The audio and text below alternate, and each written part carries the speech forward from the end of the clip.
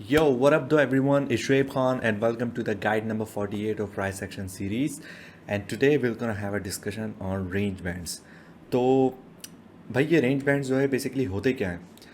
अक्सर जो है ना आपने जब 99% जो लोग हैं वो टेक्निकल जब भी एक तरीके से एनालिसिस कर रहे होते हैं वो क्या करते हैं कि 4 आवर मैक्सिमम या हद में हद अगर जाके उन्होंने देख लिया तो डेली का चार्ट देख लिया, लेकिन हायर टाइम फ्रेम पे जो है ना काफ़ी कम लोग जो है एनालिसिस करते हैं।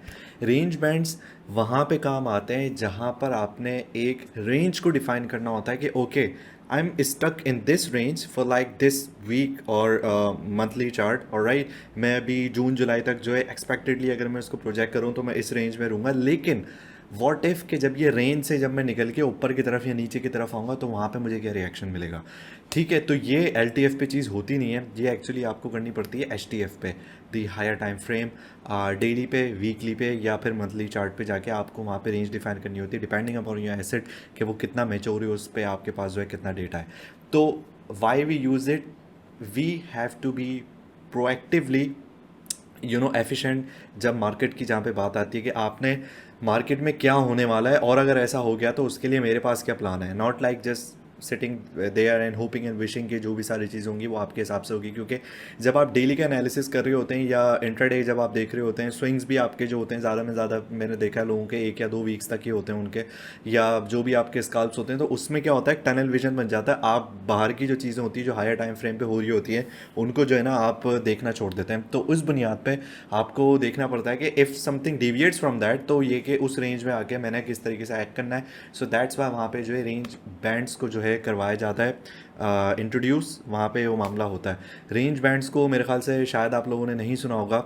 It's something that I created for my self, and मैं बिटकॉइन पे और इस पे जो है आपको वो करके दिखा देता हूँ कि आपको वहाँ पे किस तरीके की क्या लेवल्स उसके वो देखने पड़ते हैं। अच्छा, बट शेप ये तो वही चीज़ हो गई कि like supply demand like that. Well, supply demand is totally different thing. Supply और डिमांड में वो होता है कि आपकी जहाँ पे लिक्विडिटी आ रही होती है और यहाँ पे आपको दिख रहा होता है कि भाई डिमांड में क्या सिचुएशन बन रही है, डेली डिमांड है, वीकली डिमांड है, जो भी है उस पर क्या रिएक्शन है, वहाँ पे टैप हो रहा है तो अब ये कि वो सप्लाई की तरफ ऊपर जाएगा, जो भी उसका सिनेरी होगा। It's basically it's just about the liquidity के वहाँ पे लिक्विडिटी क्या बिल्डअप हो रही है, वहाँ पे पीए का क्या रिएक्शन आ रहा है। रेंज बैंड्स इज समथिंग कि अभी मैं यहाँ पे खड़ा हूँ, इफ़ आई डिविएट्स फ्रॉम दैट तो ऊपर या नीचे की तरफ जो है मेरे पास क्या रिएक्शन आने वाला है, and I have to be mentally prepare कि अगर रेंज यहाँ पे चली जाती है तो मुझे उस इंट्रैक्शन में उस प्राइस एक्शन के जो इंट्रैक्शन होगा मेरे साथ उसमें मुझे वहाँ पे क्या देखना पड़ेगा। ठीक है, so let's move towards the charts here. यहाँ पर बात कर लेते हैं। I'm gonna hide these, I'm gonna go full screen, I'm gonna hide the setups here and yeah। अच्छा जी, अब BTC पे मैं दिखा देता हूँ आपको, या पहले डॉलर की एक बात कर लेते हैं। डॉलर पे देख लेते हैं because it's a matured asset, तो वहाँ पे भी जो है हम कर सकते हैं। ठीक है, हम जाते हैं वीकली के चार्ट पे। अब फॉर सपोज़ आपकी रेंज जो है, अभी अगर मैं रेंज डिफाइन करने को कहूँ तो लाइक इट्स सिंपल कि भाई आप जो देख रहे हो वो ये कि यार ये आपकी वो डिमांड आ रही है।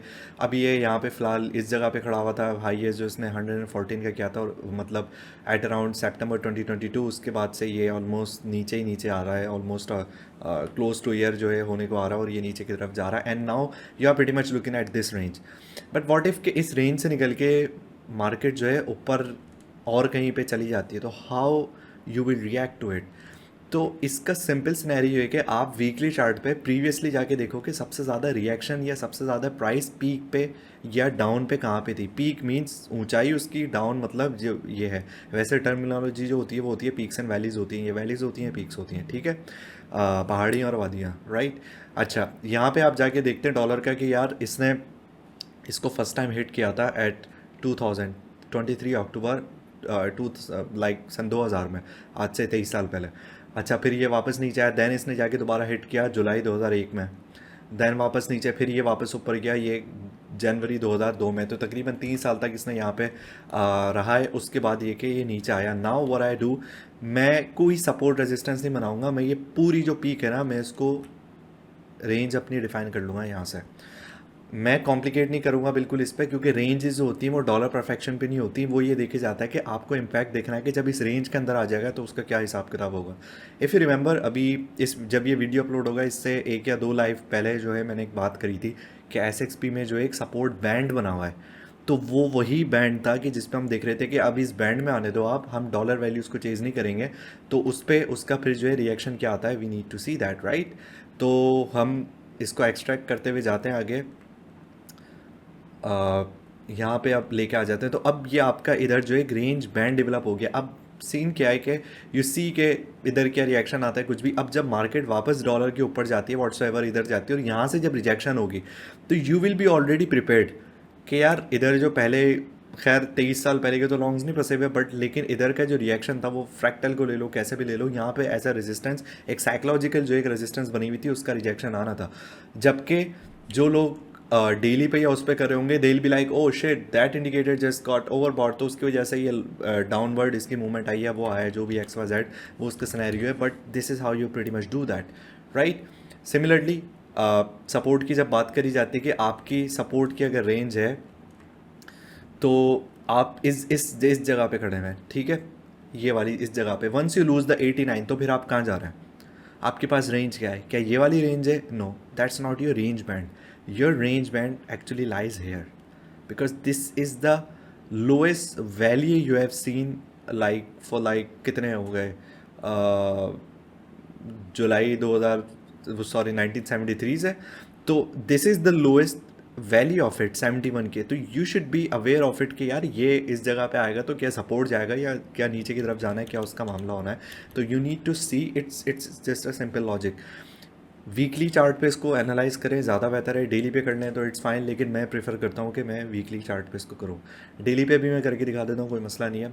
बिटकॉइन के चार्ट पे आ जाते हैं, but I am using the index है, not the balance chart, because यहाँ पे आपका डेटा जो होगा वो 2011-2009 से जो है पूरा चलता हुआ आ रहा है। So you have enough data in that. अच्छा, अब यहाँ पे आ जाते हैं। अब बिटकॉइन अगेन, इसका डेटा 1973 या 1968 से मिलता हुआ नहीं आ रहा। So you need to verify that कि आपके पास जो है डेटा जो अवेलेबल है वो वीकली पे या डेली पे किस तरीके से प्रोसेस कर रहा है। तो अब यहाँ पे जब हम डेली के चार्ट पे उस पर देख लेते हैं, तो अब आप जो अपना ईयर को जब आप मेंशन करते हुए जाएंगे तो यू नीड टू सी के आपने, फॉर सपोज ये आपकी इधर करंट डेली की रेंज में ये आपकी पीक थी यहाँ पे, विच वाज एट मार्च 31 मार्च 2022, और ये आपकी वैलीज़ हैं। ये वाली जो लोएस्ट जो वैली गई है 15,000 वाली रेंज पे। Now this is your range band. अब रेंज बैंड को कितना, मैं एक पहला सवाल के शुएब, लेकिन रेंज बैंड तो लाइक मैं इसको पूरी एक्यूमुलेशन को ले लूँ तो या मैं किस तरीके से लूँ, तो बिटकॉइन पे अगर रेंज बैंड प्रॉपर बनानी है तो उसके कोऑर्डिनेट जो है ना वो $345 के रखना, ठीक है। बना के दिखा देता हूँ। फॉर सपोज जस्ट साइज़ इसका एडजस्ट करने के लिए 17,000 और 17,345, ठीक है। ये आपका डेली के चार्ट पे जो है ये बन गया। अब यू कैन मूव इट है, ये जो पूरा जो बैंड है ये $345 का बैंड है, ठीक है। रिएक्शन जो आना है इस पे ही आना है, और इससे ज़्यादा सर्वाइव कर नहीं सकता ज़्यादा देर तक अगर आपने इसको सही बनाया, ठीक है। अब इसको एडजस्ट कर लो यहीं पे कहीं पे, इसकी लोएस्ट पे ले जाओ या इस तरीके से देख के, this is your range band here कि जब वापस प्राइस इधर आती है you will be seeing the reaction here, ठीक है। अच्छा, ऊपर लेके जाते हैं इसको वापस, और कहाँ पे मैं दिखाऊँ रेंज का। फॉर सपोज़ इस जगह पे इंट्रा वीकली पे अगर आप देखना चाहते हो तो भले इसको यहाँ देख लो, ये रहा रिएक्शन इसका, ठीक है। यहाँ से ये इसका हाई, ये वाला इसका हाई, प्राइस इसको ब्रीच भी करके गई, ज़्यादा देर तक सर्वाइव नहीं किया, देन वापस नीचे की तरफ। सो बिटकॉइन में जो उसकी विड्थ होगी वो आप रखोगे $345 की, लेकिन उसको मार्क जो है ना वो सही तरीके से करना है कि आप करोगे कैसे, कि एक्सट्रीम पीक्स देख लो। ये मतलब नहीं कि अभी आप 28,500 पे खड़े हो तो आप इसको कंसिडर कर रहे हो यहाँ पे, नहीं, ऐसी भी नहीं हो रही कि अब 69,000 को जो मैं कंसिडर करूँगा कि वो मेरी रेंज है, ठीक है, हो सकती है, but you need to be in at least rationally जो है या स्टैटिस्टिकली आपको उस जगह पे होना चाहिए कि फिर आप इसको कंसिडर करो। आप अभी खड़े हो 28 पे, तो आपने 28 के लिहाज से जो इसकी सपोर्ट पे नीचे की तरफ या ऊपर की तरफ जो देखना है वो आपने उस बैंड्स को डिफाइन करना है, right. And you can see that किसी भी उस पर करके आज फॉर सपोज़ इंट्राडे पे भी इसको देखा जा सकता है, लेकिन मैं उसको इसलिए प्रेफर नहीं करता क्योंकि यहाँ पे जो है ना आपको फिर कन्फ्यूजन हो जाएगी कि हम सप्लाई डिमांड को फिर कंसिडर करें या अरेंजमेंट्स को करें। तो बेहतर है कि डेली के चार्ट से ऊपर को देखें, वीकली पे देख लें, ज़्यादा बेहतर है, और मेजर उस पर देखें शिट कॉइन्स पे उस पर ना देखें, लेकिन आपको एक्चुअली शिट कॉइन्स या उस पर जो होता है वो मीम कॉइन्स पे इतना डेटा वीकली पे मिलेगा भी नहीं, until unless it's dope coin of course.